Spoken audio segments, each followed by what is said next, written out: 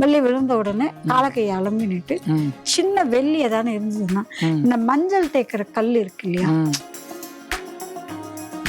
உனக்குள்ள தெய்வ சக்தி இருந்தா நல்ல எண்ணங்களோட நீ வாழப்போற வாழ்க்கை நல்லா இருக்கு. அப்ப வீடும் சுபிக்ஷமா தான் இருக்கும். கர்மாவுக்கு ஆண்டவன் கை விரிப்பான், கர்மவசை பலிதத்தை என்னிடம் விட்டு விடுன்னு சொன்ன வசனத்தை நீங்க சொல்றீங்க. இது எல்லாருமே என்ன தப்பா புரிஞ்சுட்டு இருக்கீங்கன்னா, இப்ப கர்மாவை போக்கவே முடியாதா? அப்போ ஒரு கெட்ட நேரம் வந்ததுன்னா இந்த ஜோசியர்கிட்ட போய் இவன் கேட்கணும், இதுக்கான பரிகாரம் அவர் சொல்லுவாங்க, இவங்க செய்யணுன்றது. நீங்க சொன்னது 48 daysல நாங்க முடிச்சிட்டோம், ஒண்ணுமே பலிதம் கிடைக்கலையன்ற, அது டெஃபினட்டா உடனே கிடைக்காது. சக்தி விகட நேயர்களுக்கு அன்பு வணக்கம். நம்ம ஸ்டூடியோக்கு பிரசன்ன ஜோதிடர் காமாட்சி உபாசகி டாக்டர் கீது வாட்ஸ் அவர்கள் வந்திருக்கிறாங்க. முதல்ல அவங்கள வரவேற்கலாம். மேடம் வணக்கம். மேடம், போன வாரம்லாம் இந்த குலதெய்வத்தை பற்றி பேசுனதெல்லாம் நிறைய பேருக்கு பிடிச்சிருக்கு. எல்லாருமே ரொம்ப நல்லா ரியாக்ட் பண்ணியிருக்காங்க. அந்த மாதிரி நிறைய சொல்லுங்க அப்படின்னு இருக்காங்க. ஒரு சிலர் அவங்களோட குலதெய்வத்தை பற்றி எல்லாம் கேட்டிருக்காங்க. எல்லாமே நம்ம பேசுவோம். வரக்கூடிய காலத்தில் அவங்க கேட்கிற கேள்விகள் எல்லாத்துக்குமே நம்ம பதில் சொல்லுவோம். குறிப்பாக ஒரு கேள்வி மட்டும் நான் முன்னாடி வைக்கணும்னு நினைக்கிறேன். அதுக்கு முன்னாடி நான் நேயர்கள்ட்ட ஒரு விஷயம் சொல்லணும். மேடம் இதுக்கு முன்னாடி நிறைய வீடியோஸ் பேசியிருக்காங்க. எல்லாமே சின்ன சின்ன எளிய நடைமுறை பரிகாரங்களாக இருக்கக்கூடிய தீர்வுகள் சொல்லியிருக்காங்க. பெரிய பிரச்சனைக்கு எளிய தீர்வுகள். போன எபிசோட்லலாம் சொந்த வீடு வாங்குறத பற்றி கேட்டிருந்தோம். அதுக்கு அவங்க ஒரு சின்ன எளிய தீர்வு கொடுத்துருக்காங்க. இந்த மாதிரி எல்லா வீடியோஸோட லிங்க்கையும் நான் டிஸ்கிரிப்ஷனில் கொடுத்துருக்கேன். பாருங்க, உங்களுக்கு எது வேணுமோ அதை எடுத்து பாருங்க. கண்டிப்பாக அது உங்களுக்கு பிடிக்கும் அப்படின்னு நினைக்கிறேன். மேடம், இந்த தடவையும் ஒரு கேள்வி ஒன்று இருக்குது. அதாவது பல்லி மேலே விழுந்துருச்சுன்னு வச்சுக்கோங்களேன்.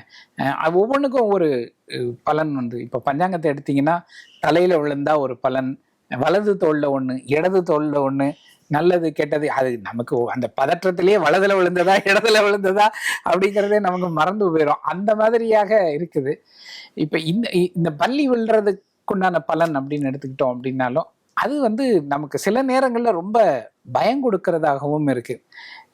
அந்த பயம், அந்த தீய பலன்கள் நமக்கு வரவே கூடாது அப்படின்னா என்ன செய்யணும்? அதுக்கு ஏதாவது பரிகாரம் இருக்கா? இது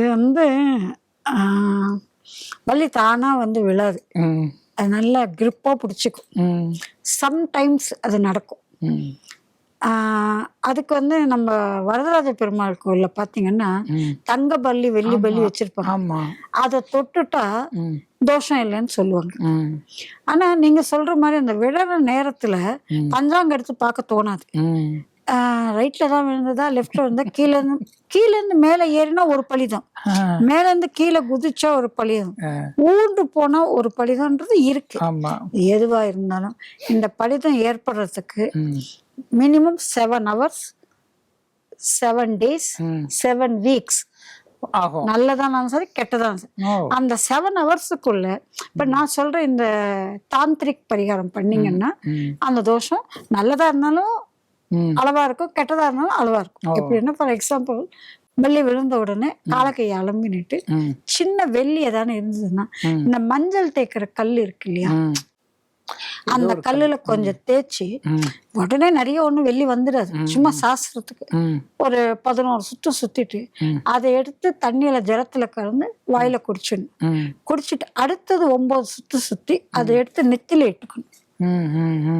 நெத்தில இட்டுட்டீங்கன்னா அந்த பல்லி விழுந்த அந்த சகுனம், அந்த என்ன சொல்ற நெகட்டிவ் ஒரு பாசிட்டிவ் எதுவா இருந்தாலும் நமக்கு அண்டாது. அந்த 7 days 7 hours 7 weeks இருக்கு இல்லையா, அது இருக்கு, அந்த கணக்கு இருக்கு. ஒருத்தருக்கு எனக்கு தெரிஞ்சவங்களுக்கு தொடர்ச்சியா இன்னைக்கு பல்லி ஷோல்டர்ல விழுந்து கீழே இறங்கி கையோட போச்சு. த நெக்ஸ்ட் டே அதே மாதிரி கீழே விழுந்து கையோட போச்சு. லாட்டரியில அவருக்கு 20 லட்சம் ரூபாய் விழுந்தது. சரிதான். எனக்கு கண்ணுக்கு தெரிஞ்சு நான் பார்த்தது ஒரு 10 வருஷத்துக்கு முன்னாடி. பரவாயில்லையே. அவர் ஒரு ஆபீஸ்ல கிளர்க் கிளர்க்கா இருந்தாரு. ஓகே. அவருக்கு அந்த பணம் வந்து ரொம்ப உபயோகமா இருந்தது. சரி சரி சரி சரி. ஆனா அவர் வந்து எனக்கு சொல்றப்போ, பக்கத்து வீட்டுக்காரர் தான். அவர் சொல்றப்போ, "மா நேத்தி அதே இடத்துல விழுந்து இறங்கி போச்சுமா, இன்னைக்கு இன்னைக்கு அதே."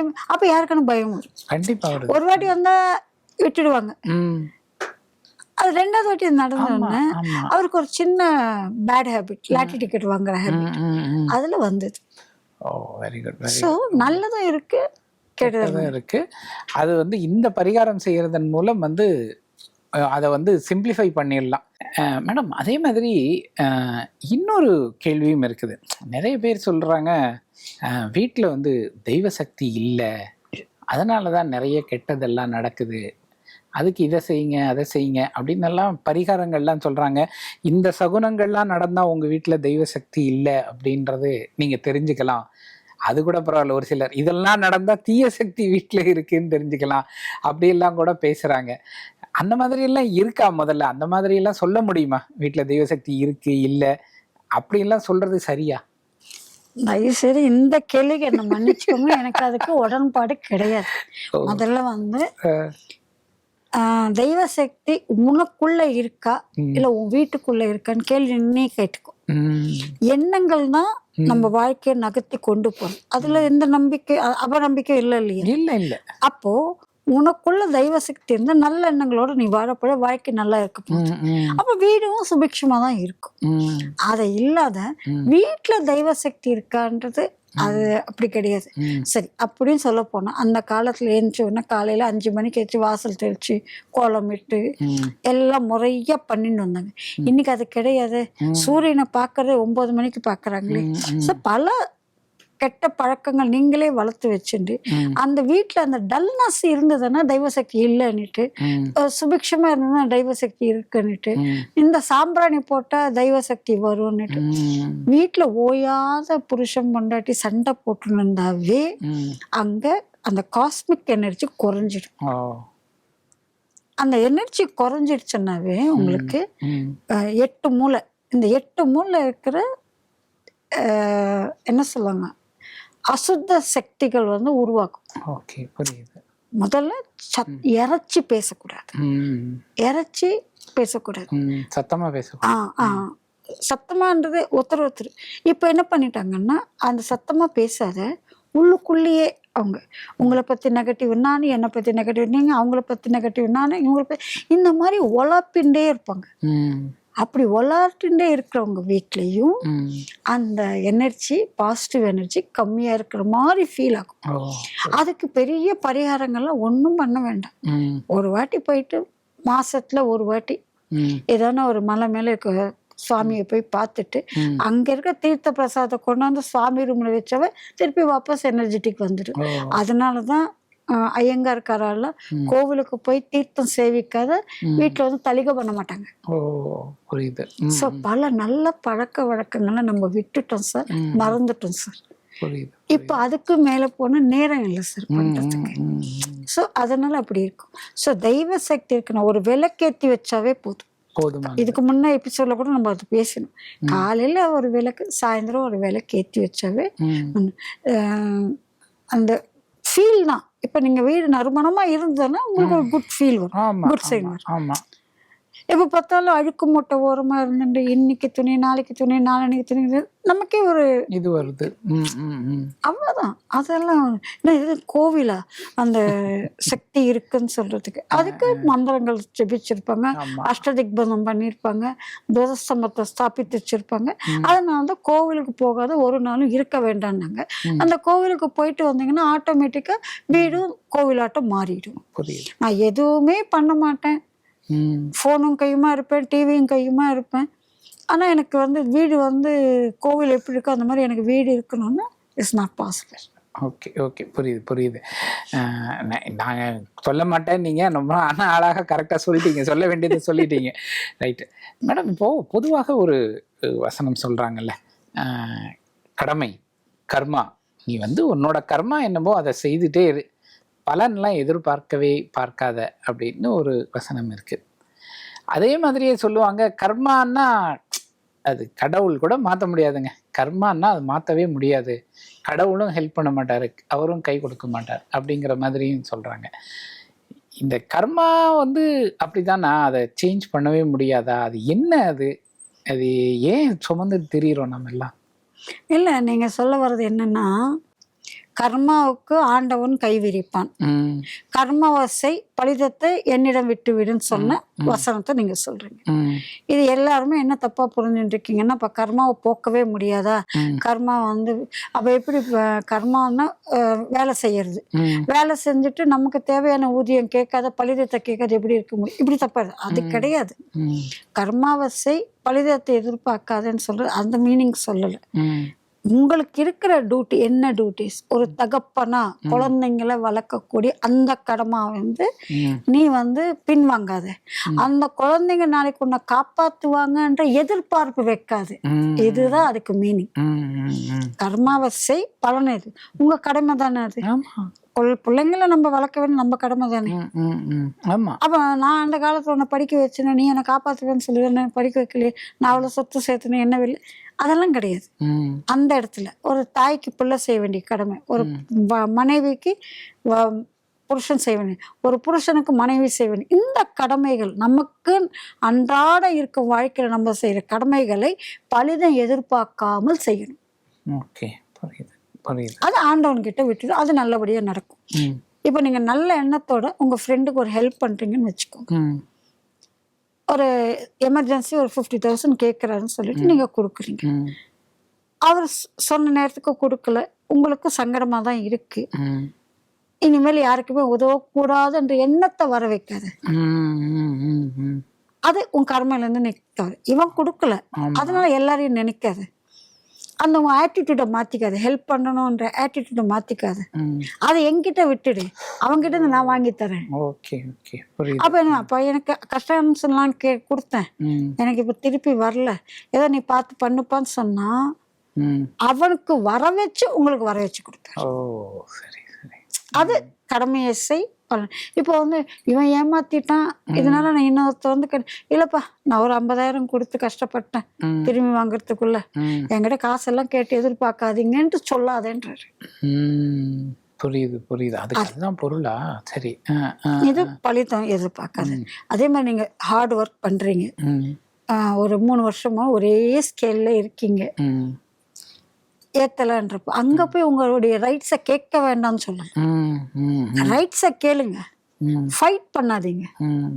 அந்த ரைட்ஸ் தன்னால நடக்கும்ன்றது மீனிங். புரியுது, புரியுது, புரியுது. அதே மாதிரி கர்மாவுக்கு ஆண்டவனும் கைவிரிப்பான்னா, ம், சார் நம்ம பிறக்கிறப்பவே வந்து ம், ஒரு சிப்பாட்டம் நம்ம எப்போ பிறக்கணும், எங்கே பிறக்கணும், எதுக்கு பிறக்கணும், ம், இன்னைக்கு நீங்களும் நானும் உட்கார்ந்து நமக்கு என்ன விதிச்சிருக்குன்றது என்னுடைய சிப்பிலையும் இருக்கு, உங்களுடைய சிப்பிலையும், அது பிரகாரம் தான் நடக்கிறது. புரியுது.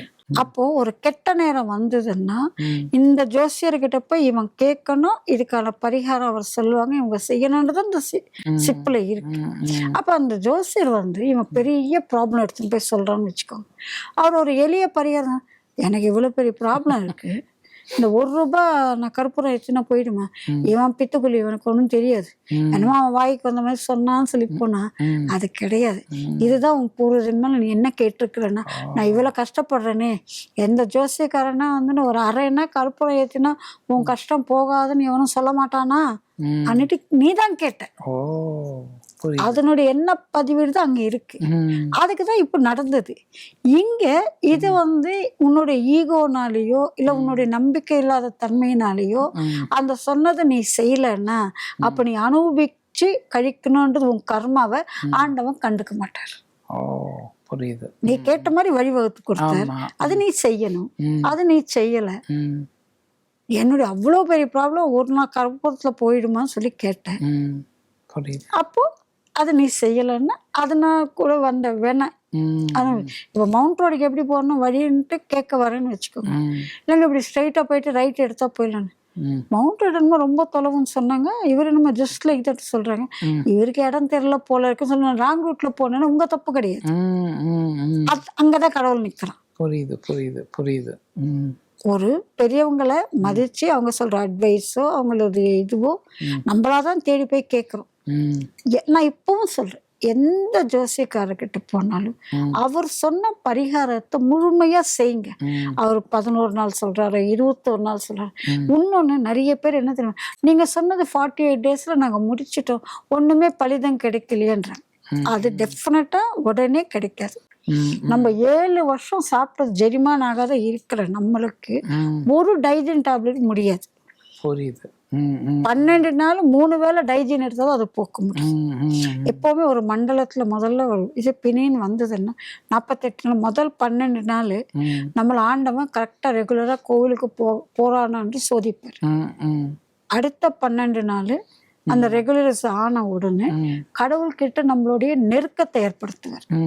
நம்ம நிறைய நேரத்துல போவோம், என்ன நினைச்சு வீட்டுல இருந்து போவோம், கரெக்டா பெருமாள் கற்பூரத்தை கேட்ப அந்த கேள்வி முதல்ல நம்ம கேட்காத வந்துடும். அந்த மாதிரி எல்லாம் சோதிப்பார். அது 3வது வாட்டி இதே மாதிரி இந்த கஷ்டம் உள்ளவங்க அங்க வந்து உங்களோட மிங்கிள் ஆவாங்க. அப்போ நம்ம என்ன பண்ணோம், ஆமா நானும் இதுக்குதான் வந்தேன்ட்டு சொல்லிக்க மாட்டோம். சொல்லிண்டா வாய் விட்டு உன்னுடைய கஷ்டத்தை சொல்லிண்டா கடவுள் கேட்பார். அந்த அந்த மனுஷனே அந்த கடவுள் ரூபத்துலதான் வந்து கேட்கிறேன், நீ எதுக்கு கோயில் நான் ஒண்ணு பார்த்துட்டே இருக்கேன், ஒரு 2 வாரமா வந்துட்டு இருக்கிறேன்னு கேட்பாங்க. எனக்கு இந்த கஷ்டம் இதனால வந்தேன்னு சொல்ல மாட்டாங்க. அது வந்து நமக்கு கௌரவ குறைச்சல். இல்ல வரணும்னு முடிவு பண்ண வந்தேன்னு போயிடுச்சு. அந்த மாதிரி எல்லாம் நிறைய தடங்கள் ஏற்பட்டு தான் நம்ம ஒரு மண்டலத்தை முடிக்கிறோம்.